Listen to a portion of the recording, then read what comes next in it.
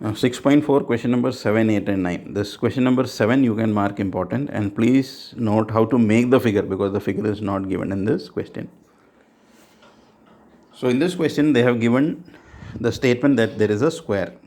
So ABCD is a square. So once ABCD is a square and we draw the diagonal BD. Since it's a square, we know all sides are equal. Let us assume the side of the square is x. Now there is an equilateral triangle drawn on the side of the square. So here we are having a equilateral triangle on the side of the square. Any side it can be drawn. I have drawn on AB. You could have drawn on other sides also. And there's another triangle drawn on the diagonal of the square. So this is the diagonal of the square. You are drawing an equilateral triangle here with the diagonal of the square. Now diagonal of a square, the formula is root 2 into side. Diagonal of a square, you can write down, the formula is root 2 multiplied by side.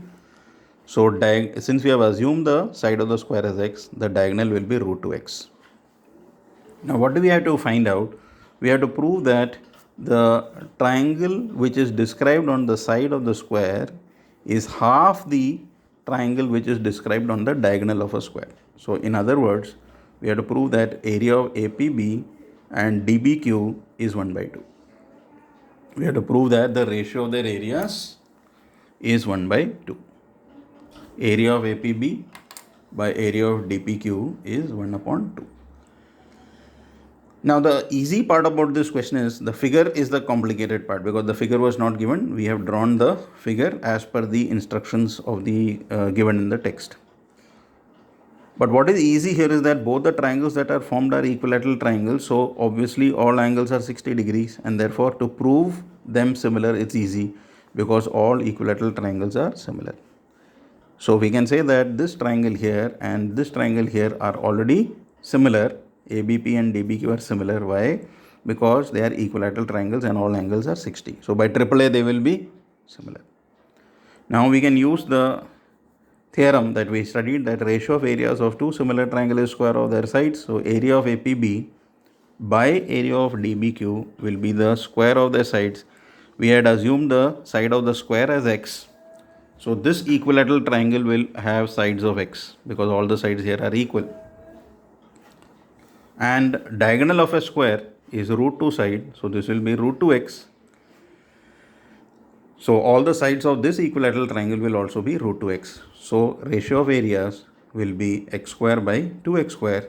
X square is getting cancelled here. So the required ratio will be 1:2. Okay. Then question number 8 is a triangle ABC. D is the midpoint of BC. That means BD and DC are equal. We have to find the ratio of ABC and area of BDE.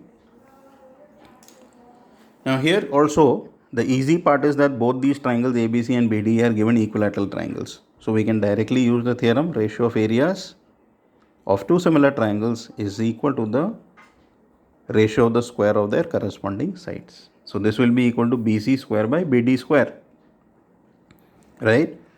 Ratio of areas will be equal to the square of their corresponding sides.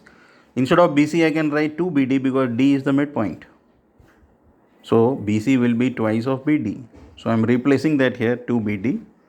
Opening the bracket we get 4BD square by BD square. So the required ratio of ABC and BDE will be 4:1.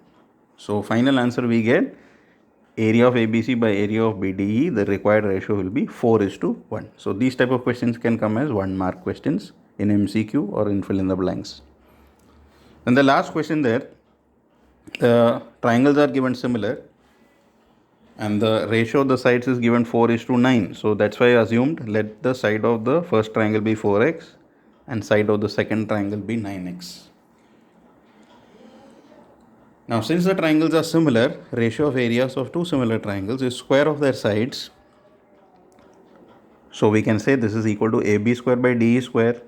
And since the sides are in the ratio 4:9 or 4x by 9x as assumed by us, 4 by 9 when we square, x is getting cancelled here, we get 16:81. So the required ratio of areas is 16:81.